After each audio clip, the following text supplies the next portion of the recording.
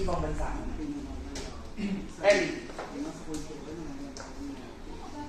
Anak, alam mo diba, para sa'yo, kailangan ko lang umalis, para sa'yo. Ano kailangan mong umalis na eh? Pwede naman dito eh. Magkasama tayo. Pero pinipilit mo pumunta sa ibang bansa. Bakit? Hindi mo ba kami mahal? Anak, mahal ko kayo, kaya ako magtatrabaho. Mas malaki yung pera doon. Kung mahal ka, pipiliin mo kami. Kung mahal ka, mag-stay ka dito. Anak, kailangan mo akong maintindihan. Mas malaki yung pera sa ibang bansa, mas mapag-aaral ko kayo ng mabuti.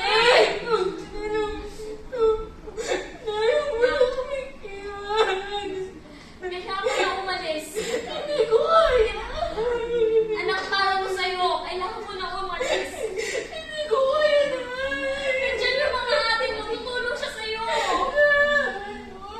Anak, kahit sa'yo mo. Kailangan mo umalis para mo sa'yo. Thank you, kuya. Thank you, ate.